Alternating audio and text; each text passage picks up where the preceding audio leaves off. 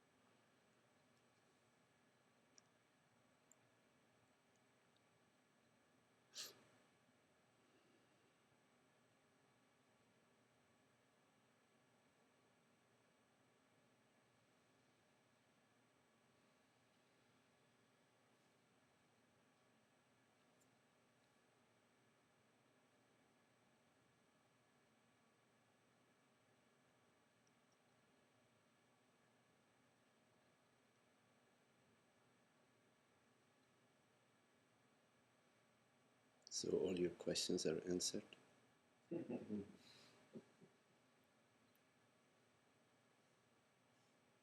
That's good.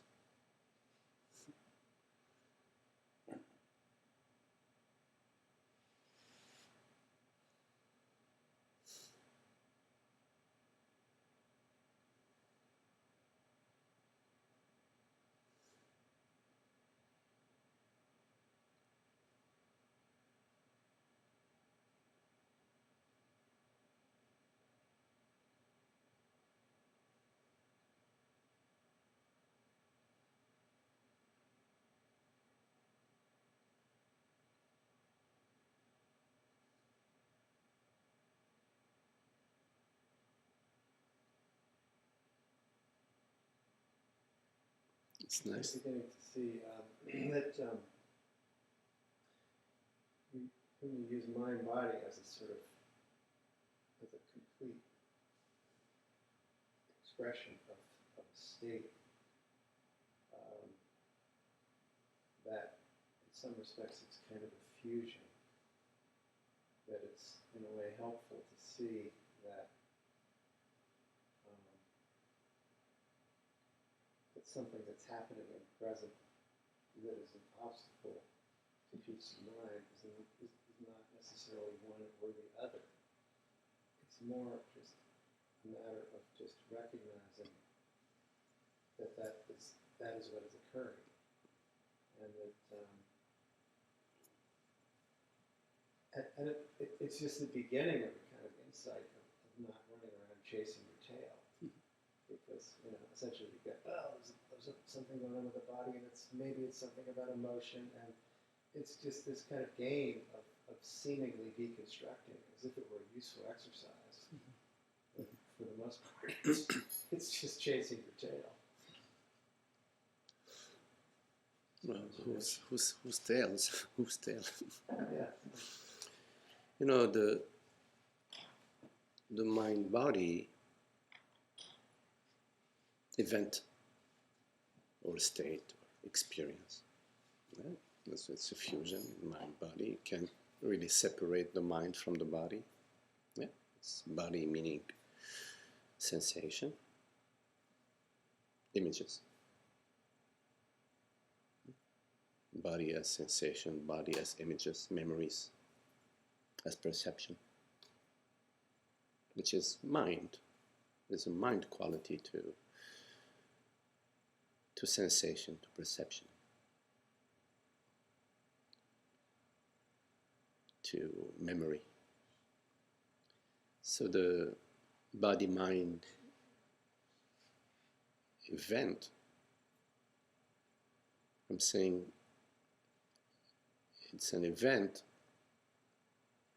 because it's not all there is. In fact, when we speak of the body-mind and perceive the body-mind as the bulk of our experience, or all of our experience, we're overlooking consciousness, yes? So it's not body-mind as what our experience is. It's more consciousness that perceives body-mind, that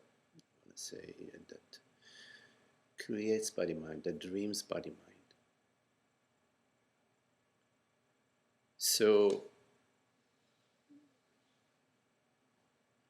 the concern with the body-mind is an illegitimate concern because it's overlooking the reality of our experience. It's like in the dream, you get very concerned about fixing the dream, your night dream, about fixing your night dream, having all the characters in the night dream to be safe, to become wealthy and to be healthy. It's a misplaced concern because from the dreamer's point of view, all is well. Of course, from the dream character point of view, that's being chased by a lion, which is the mind's point of view, which is perception, sensation. There is a lot to be done to find the closest tree. Hopefully a hunter will show up at the last minute and save you. But the concern about the body-mind and to orchestrate the body-mind experience is a misplaced concern.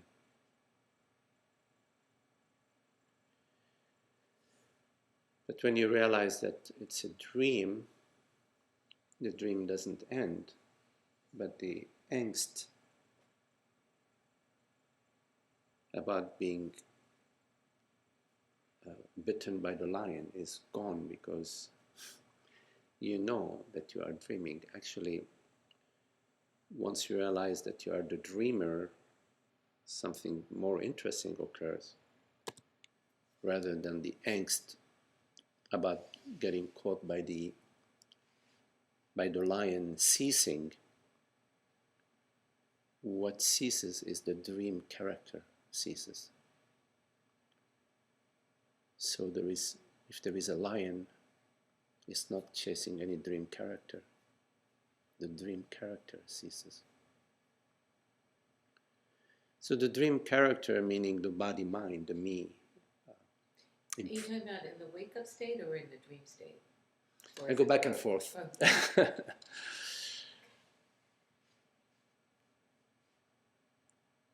So the me experience, the sense of self, the body-mind experience, is maintained moment by moment. The so-called wake-up state. Yes. The waking, like right now. Yes, Not it's at night maintained when you moment sleep by moment. and you It have dreams. continues in the night dream. Right, okay. In the night dream, it's maintained as well, moment by moment. Yeah, I have a question about the difference between those two because I had a very intense dream last night that I woke up and very rarely do I actually write them down, and this one I wrote down. Mhm. And so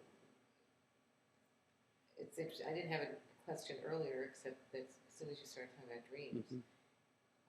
So what's the difference between the dream, sleep state, The wake night dream state? and the waking dream. Right. Well, in the night dream, let's say that it's a simpler algorithm. The program is much simpler. So the body sensation is removed.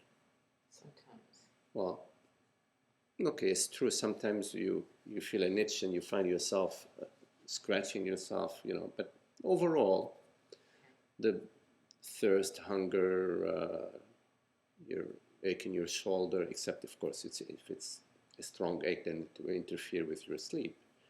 Then you will find that you need to take some remedies, But there's emotion that can occur too. Yes, but the bodily sensations are non-existent in the nights in the dream state, and the world is non-existent. Right. In other words, your kitchen is not there, your car is not there, but the mind is there, meaning thoughts, images.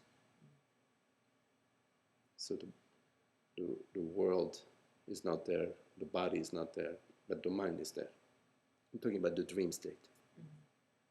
While in the waking state, you have the world, the body, and the mind on board. It's a little bit more complex. There's more complexity to it. Both in the night dream and the waking dream,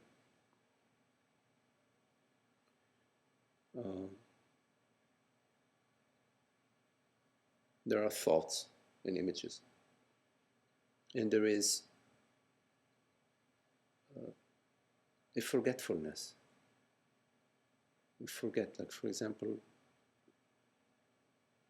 if I ask you from the time you came through the door, how many steps did you take to get to the front door? You won't remember. You might guess maybe 12. You won't remember. What if I ask you, well,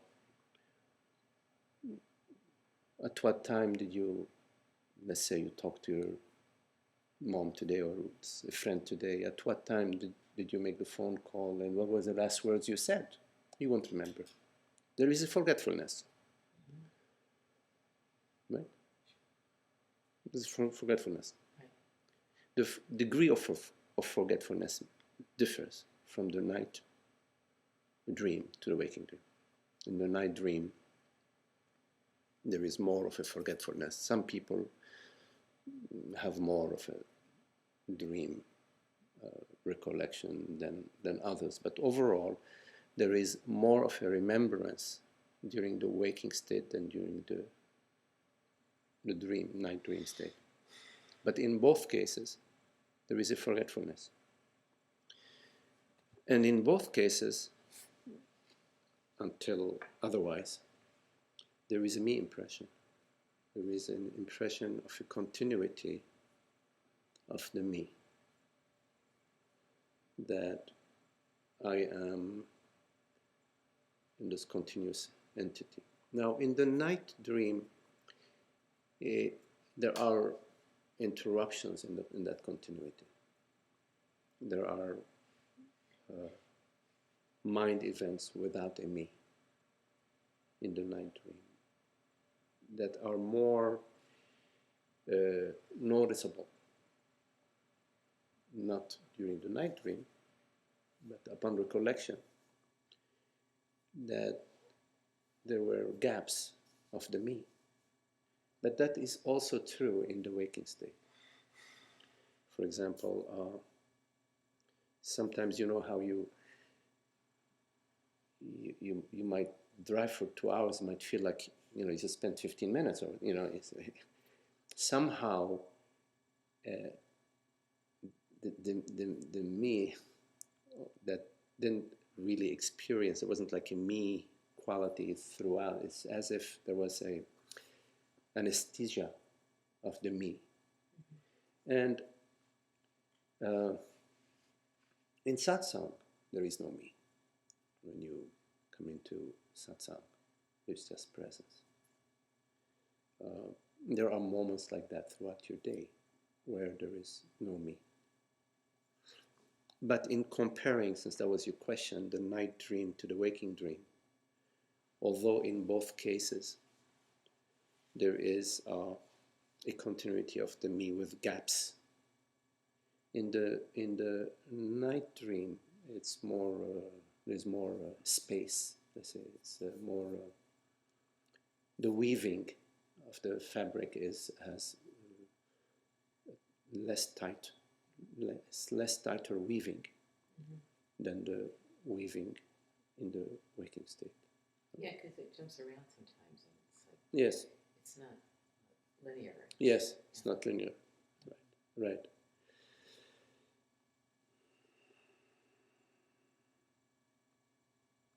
What is overlooked in all states is the reality of consciousness. In other words, the mind hijacks consciousness in a way. Not really, but as if. The mind says, I am consciousness. I, as this personal entity, am consciousness. And so then there is the experience of the impression of consciousness being in danger because of the mortality of the body and the impermanence of the body-mind.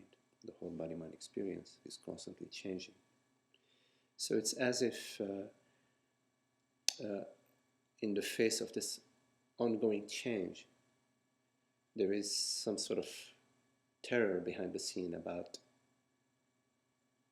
realizing the changeless because of the unhappiness of the changing state. So the changing state, when we are identified, when we identify consciousness with change, there is an unhappiness because the world events, world body-mind events are constantly in ebb and fall, rise and fall. It's one day you win $100, next day you lose 500, whatever. One day your friends love you, next day they don't want to talk to you because you didn't lend them your car, whatever. Who knows? So then the experience of peace is constantly on the roller coaster.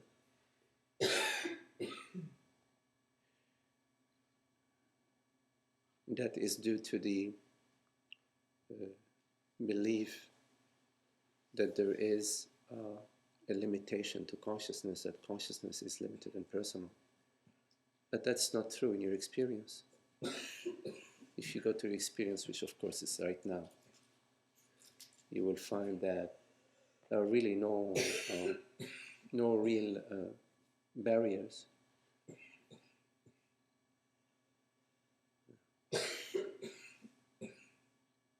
There are no real separation anywhere. That the impression of separation is a thought impression, and of course a feeling impression. But an impression of separation is not a proof that there is actually separation. An impression that I am a limited person, but it's not proof that I am a limited person. It's just an image appearing on the screen.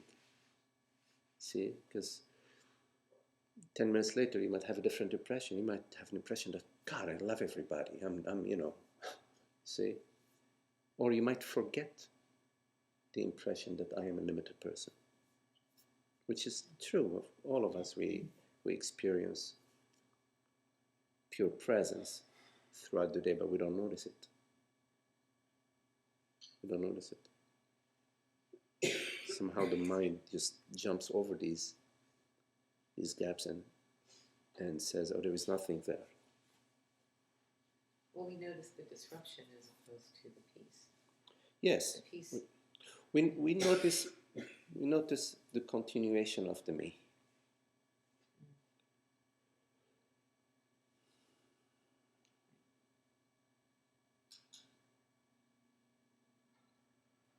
Because sometimes it feels like I totally disappear. Is that what you're talking about? Like those moments of, and then I'll notice that there are moments that have passed that I wasn't even there. Well, it depends what you mean by I, you'd say. Okay. Because the I as a person disappears throughout the day, and of course in the night sleep, even in your dream state, 80% of it has disappeared, in a way. And the night sleep, in the deep sleep, it's all disappeared, the me. And yeah, throughout the day, the me character, the I impression, the me impression disappears, but not completely. Not completely. There is a background of angst in the space. You can notice that by developing a keen attention to the body. These are practices that are important to do, to become very sensitive to the movement, the energetic movements in the body. And you will notice in times when everything is tranquil, and you've developed that attention, you will notice somewhere in your body the sense of me. It's very, very, very faint, but it's there. So it doesn't completely disappear until you have seen through the entire charade at the mind and at the body level. But yes, it's not a constant me on board sort of experience. It would freak us out. It would be unbearable to be the me through a certain intensity of me throughout the day. It would be unbearable. You'd always be irritated by something. You couldn't take it. You would need some drugs to calm you down. Yeah, I noticed, just as we talked about energetic, that starting to recognize that there's a sense of something that is not balanced within this sort of mind-body experiential dynamic, and I just observe that, and then I kind of pay attention to it and start to try to feel how it exists within a kind of an energetic vibration, and by looking at that, it becomes less, the imbalance becomes less a dominant feature. Right, because the energetic vibration, when there is a looking at it, there is a noticing, there is awareness that comes on board, the witnessing, the perceiving, because these movements arise in the borderless, eternal and infinite quality of consciousness, relative consciousness. That is the peace. And so there can be movements on the screen that are not identifying me as a character, are not limiting consciousness. So in other words, the mind is not necessarily the problem. It is the limited mind. It's the ignorance. It's the identification that is the issue, not world events. You know, in the night dream, I have night dreams. There's no problem. It is in the waking state, all sorts of events have no problem. It is when there is the me identity, meaning when I mistake myself to be a limited consciousness, that the images on the screen, the body-mind, becomes an issue, which is referred to as ignorance.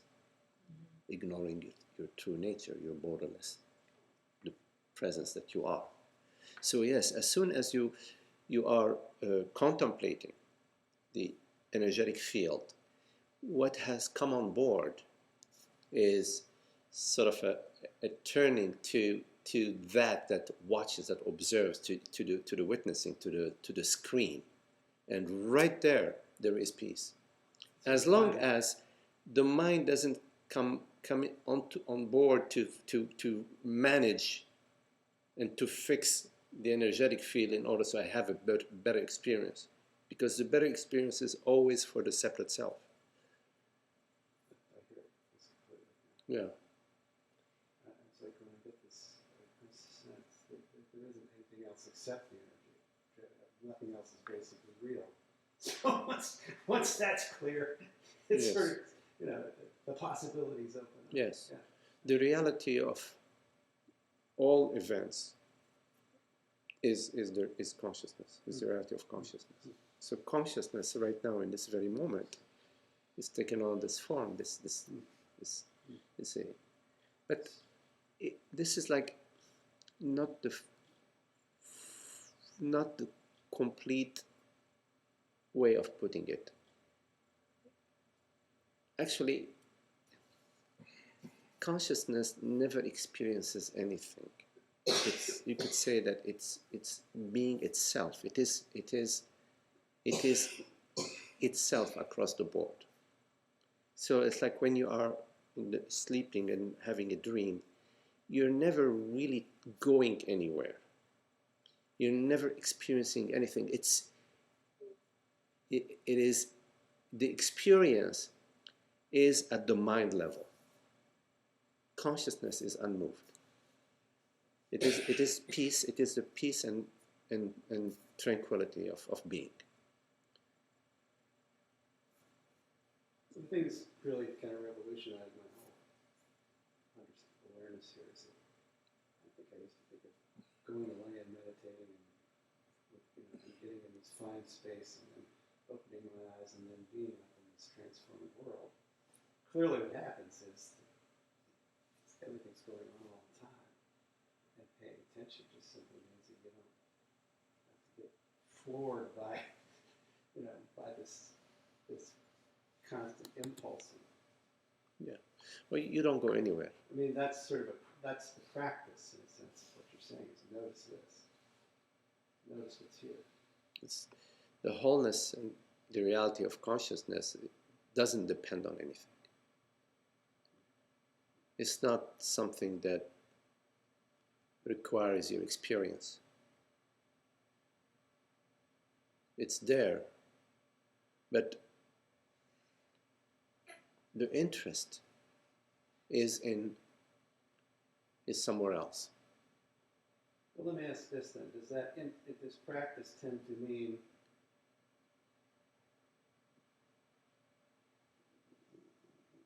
let me sit and be quiet and feel my way into what's going on here?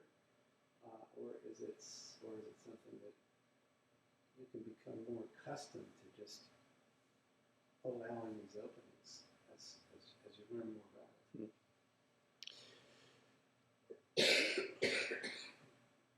Well, in sitting and being here, What is That's it? what we're doing with satsang, for example. We're being have the moment to really. There is no one in satsang.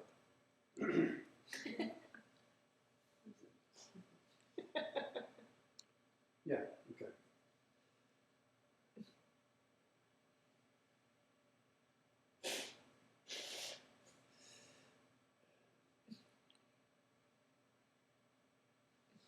This really is the end of practicing or not practicing the correct practicing correct. It's the end of the mind. It's the end of the what? The end of the mind. Oh, the end of the mind. The end of the separate mind, the limited mind, the me impression.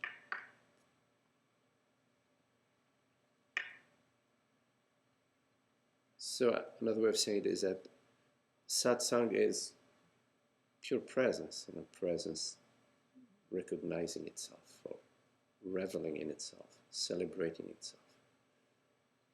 It's peace, inner tranquility, peace, well-being, causeless well-being, not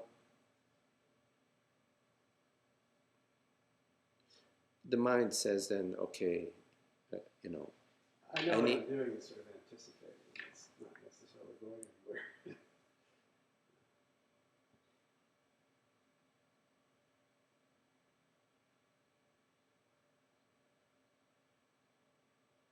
so, you know, your love for truth is at the heart of satsang. Your love for truth. So you don't love the truth between 2 and 4 on Sunday, you know. Your love for truth is it's borderless. It's there, you know.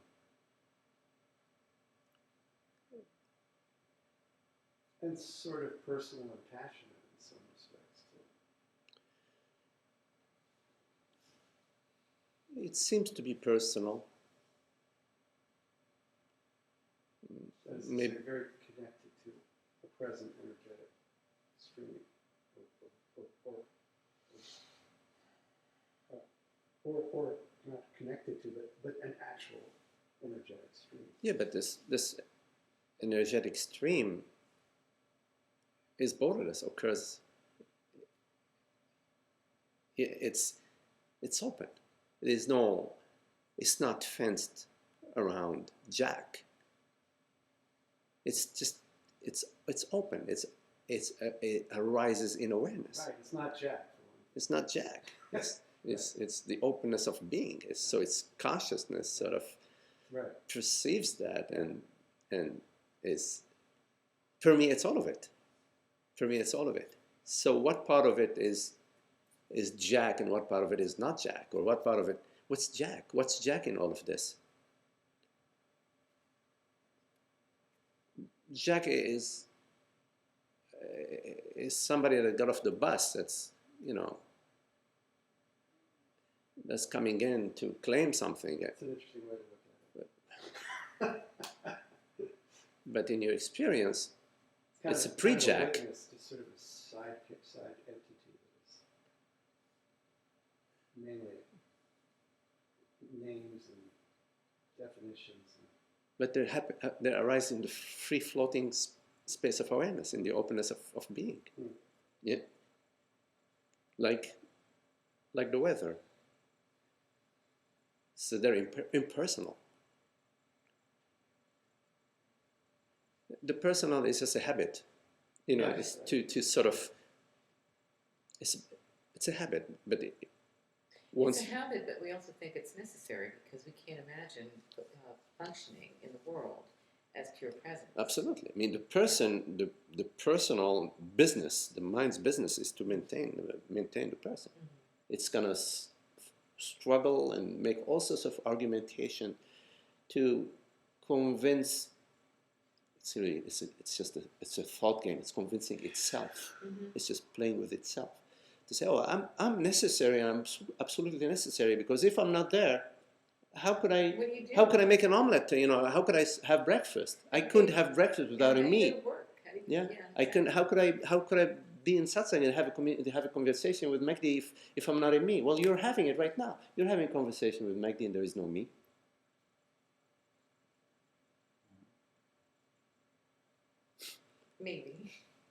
I don't know. Well, maybe there is a me, but maybe there isn't. maybe there is a me. Well, let's look. But the Let's look. struggle, the struggle for me, seriously, I got to the point yesterday I was going through some inner stuff. It just, all of a sudden, a sense of exhaustion hit, where I actually had to lie down and take a nap. Nice. Because the struggle is so Of course, sure. intense It's sometimes. good. The good, nap is takes, quiets the mind. See, the Yeah. mind is. I mean, when we say the mind, I'm talking about the me character. I'm talking about ignorance. The me character Right. is constantly. It's just sucking every bit of energy into the me story, Exactly. into maintaining the me impression. It maintains it, in the thought patterns, and it maintains it in the body contractions. Oh, I feel it in my belly, in my shoulders, my neck. It's exhausting. Yes, it is exhausting. And so, yeah, this is what deep sleep is about. Without deep sleep, would be basket cases. I mean, we need to shut down that chatter. And deep sleep is one way in which and sometimes people do meditation for that, or do yogas, or go for walks in nature, or they climb rocks, Sure. because when you're climbing a rock, you better be right there, because otherwise, you're going to be down the cliff. So you can't worry about your retirement, But still, these are tricks, We're talking about the end of this entire process, the end of concerns, of the me concerns. But I want to come back to what you were saying before, that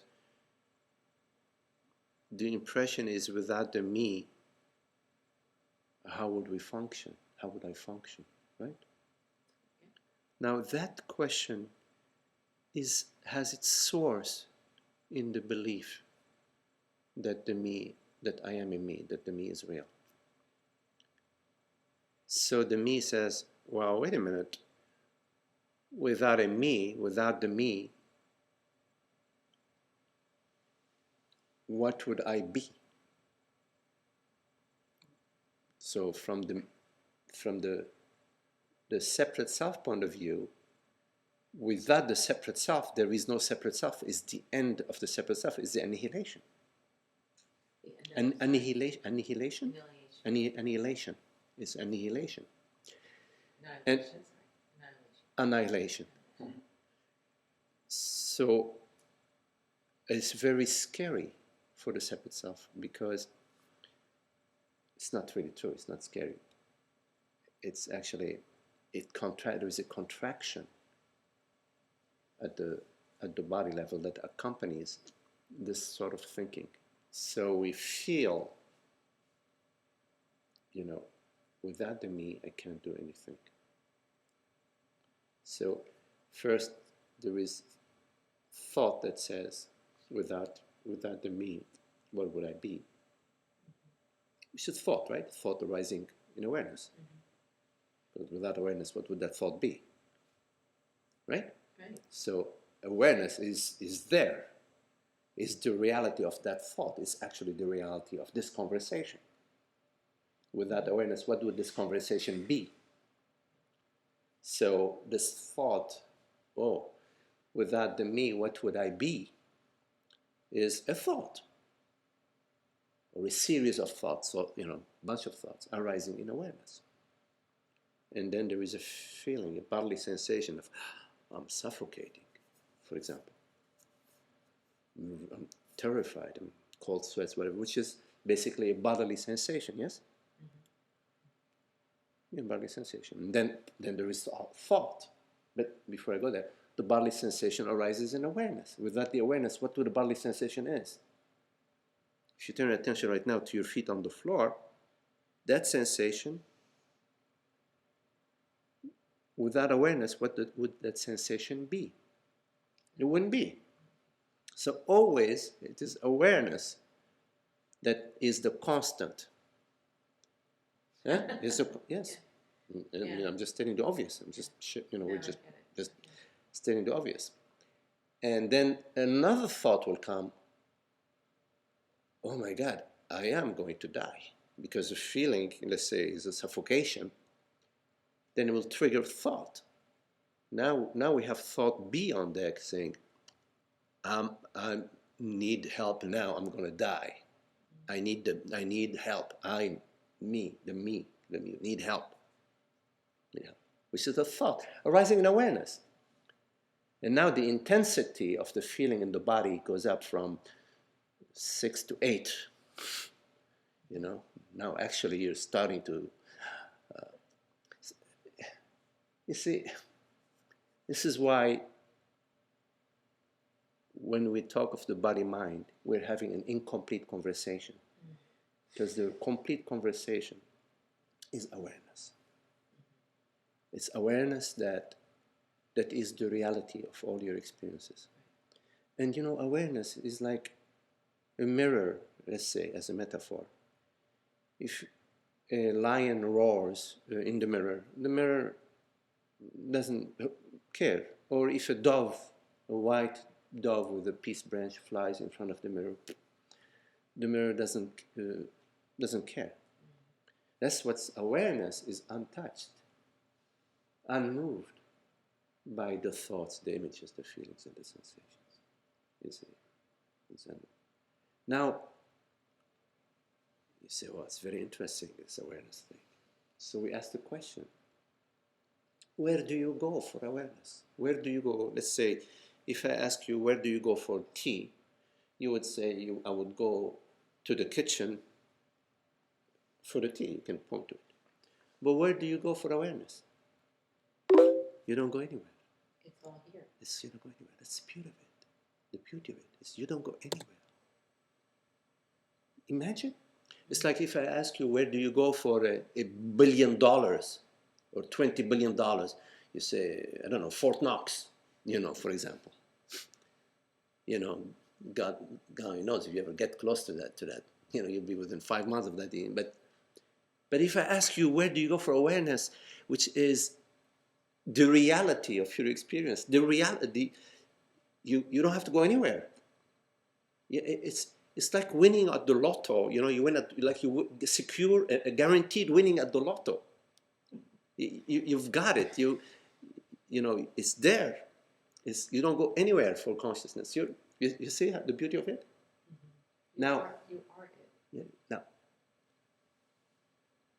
you say, well, okay, so what? Consciousness is not here. It's right here, right now. So nothing. I can get to it.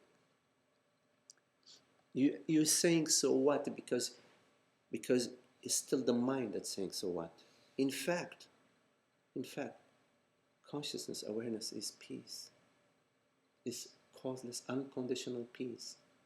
The lion roar finds the peace in the mirror because the mirror. Oh, interesting lion, beautiful, nice set of teeth and beautiful, lovely. How fantastic. You see? So, awareness is the peace. So when you got to your nap yesterday, what you did is, through the nap, you anesthetized the thought, the body and the mind, and you went straight to awareness. You see? So the body stopped moving, meaning the world was on pause. Yeah? Right. You close your eyes and you were in a quiet room, you close your ears, and you stopped moving, you rested your body. So you press the pause button on the world and on the body. Yeah. So in a way, what you did is you took a eraser and you erased on the blackboard, you erased the body mind. And what remained was the blackboard. Presence, awareness. Now, you don't need to erase the body mind. Once you realize the reality of awareness, then the next step is for you to realize that everything that arises, thoughts, perceptions, sensations, are arising out of awareness, and their substance is awareness. And there is nothing personal about the world body-mind.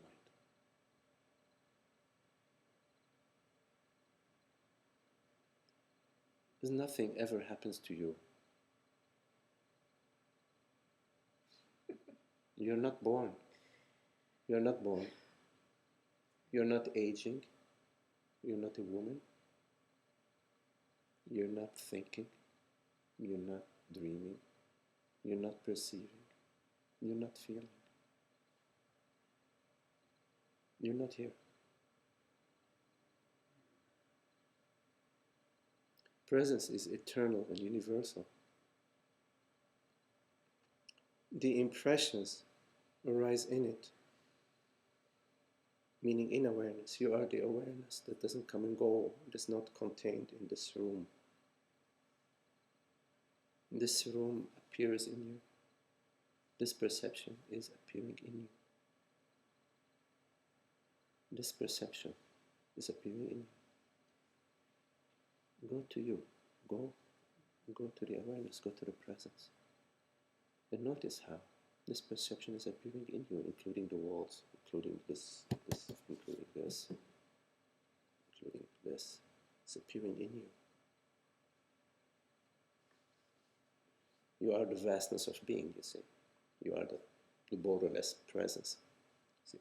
So from that perspective, you are coming to the truth, which is the reality of your experience.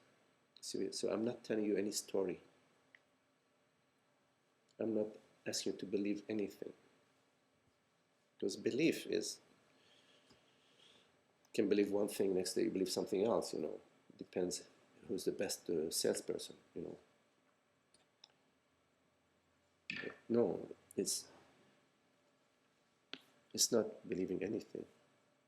It is looking directly at the reality of your experience.